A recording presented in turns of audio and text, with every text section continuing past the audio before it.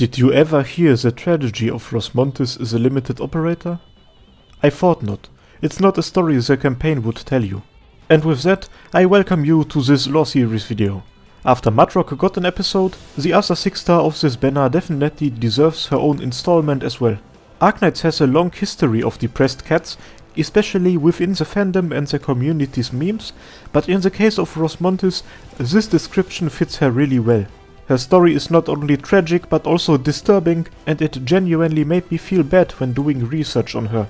So just putting that out there, this is one of the rather sad episodes. Not gonna change the background music though, because it's so hype. Alright, so before we get ahead of ourselves, let's turn back the time and start the history of Rosmontis at the beginning. Our story starts way west, in Colombia. This feline girl was a part of a regular middle-class family growing up together with her mother, her father and a brother. At some point, both of their parents died in an accident which we have no details about. What followed was something which is sadly very common over in Colombia. This girl and her brother got transferred to a corrupt orphanage, which sold them to a research company. Colombia is known to be one of the most advanced nations in Terra, yet their morals have been excluded from their progress. The research company they got transferred to was called Loken Water Tank Laboratory and belonged to a man called Loken Williams, a failed oripathy researcher. Loken was a scumbag, taking contracts from the military industry to create weapons, using his twisted knowledge of Originium. That's where this feline and her brother came into place. Loken and his sponsors wanted him to create a living weapon, a caster who has the abilities of an infected without suffering the consequences of oripathy. The girl had a life before all of this, but the laboratory was where Rosmontis was created. Thank God, we don't know the details of what exactly happened there, but let me give you a general idea of what they did. You know these crystallizations you see on infected operators' skin, the magical rock cancer, right? They also get called oripathy organs by the professionals. And in the case of Rosmontis, it didn't grow organically. They implanted it into her. This is why she gets called an infected, although her numbers are definitely within the range of a healthy individual. If all of this was not messed up enough for you already, let me tell you about the whereabouts of her brother. Before Loken and his team of twats took his life, they forcefully transferred his consciousness into the oripathy organ they implanted into the sister in order to activate it. This is how Rosmontis was created. A living, breathing weapon with the power of an infected caster without most of its negative sides. Basically Ayala, but without turning blind and deaf. Before we continue, let me plug an old video I made real quick about the theory that Originium and all its effects have been created by some outward force in order to create a world inhabited by weapons. Rosmontis kind of fits into that image, although she then would be a weapon created by weapons. Just some food for thought. Let's continue with Catgirls of Mass Destruction. All of that would be Loken's last experiment. Upon activation, Rosmontis snapped. Her powers unleashed and destroyed the whole facility, killing everyone inside.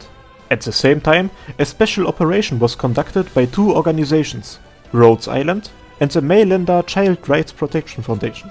In a quick coup, a very small team of Rhodes Island operators infiltrated the facility right after Rosmontis' rage and got her out of there. At the same time, the Maylanders destroyed as much data as they could, not only the results of the experimentation, but also all evidence of the experiment's existence. In order to cover the events as good as possible, both organizations even decided to never work with each other again. They wanted to make it as clear as possible to Loken's sponsors that conducting this sort of crimes against humanity would simply not bring them the results they wanted, although it's unclear if and how much data the sponsors were able to get.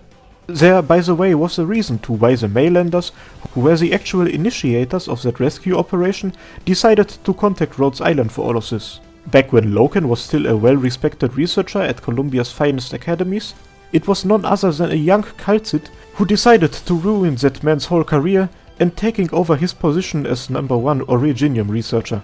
Furthermore, Calcit and Rhodes Island even back then just simply were outstanding in the field of oripathy treatment. But the moment they examined Rosmontis, they found themselves in a completely new situation. Most of the victims of that form of experimentation never make it out of their laboratories, And those who do usually just got artificially infected and don't get an organ implanted. By the time the Rhodes Island scientists examined her, this organ has not only become a part of her, it has become her life source. Extracting it would have meant to end her life.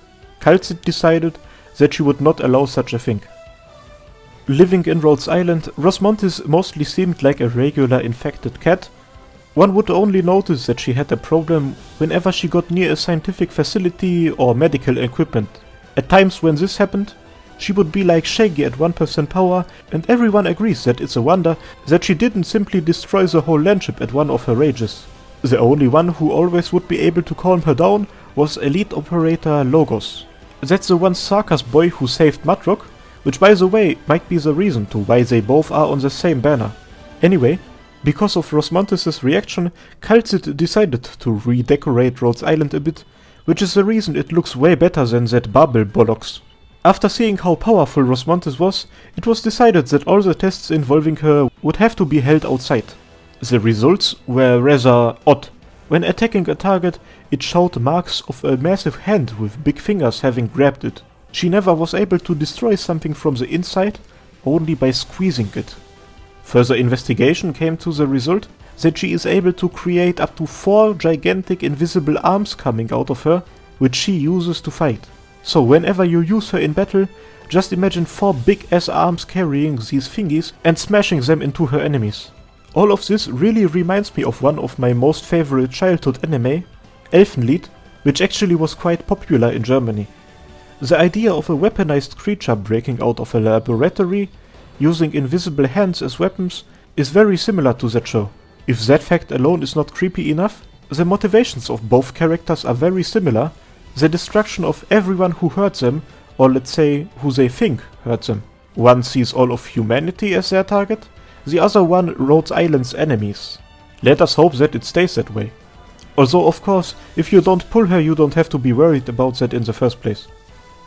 Now before we go any deeper on how Rosmontis sees the world, let's stick with the creepy stuff.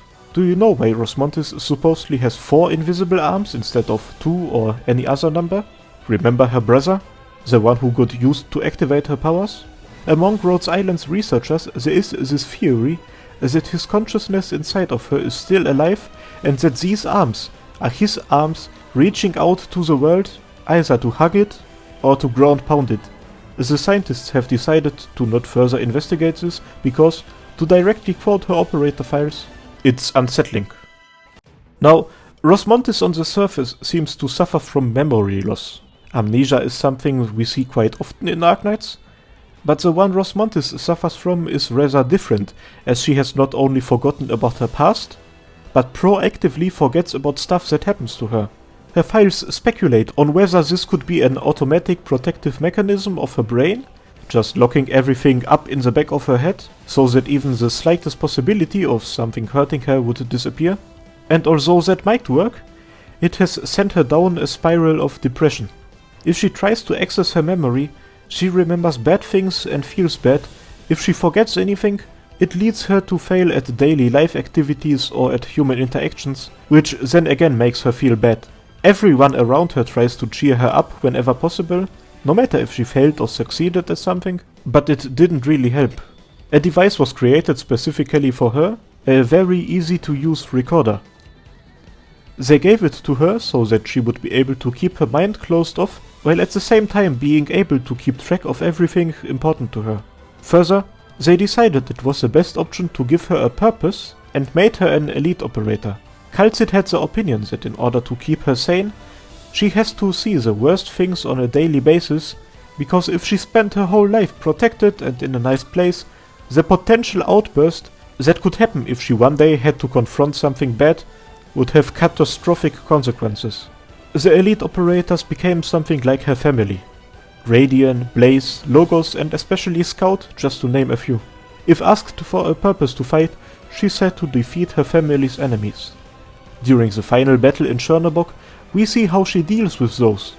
Other than for example Amia, who feels bad for fighting and making enemies, Rosmontis wants to hurt them.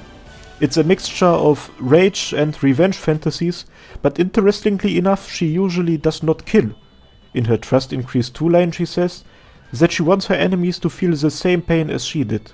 This very irrational and one could almost say childish view of the world around her is standing on the foundation of years and years of suffering, but it seems that there could be some change in her.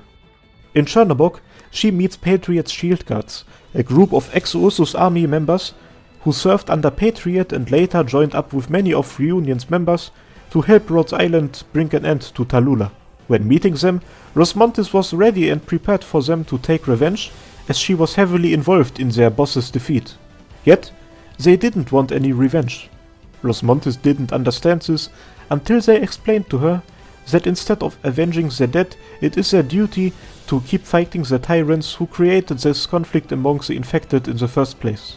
It was difficult for her, but I think Rosmontis ended up understanding what they were trying to say. Those shield guards, by the way, became her homies. Based on that character development we saw in Chapter 8 with her, we can go and say that there's 3 different outcomes for her further progression. 1. Rosmontis realizes revenge for the sake of revenge is bad and uses her power with more composure. People lose their fear for her and she can start facing her past.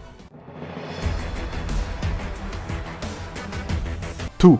Rosmontis comes to the conclusion that it is her purpose to turn her anger towards the powerful and starts a never-ending battle which makes her drown in her own hatred.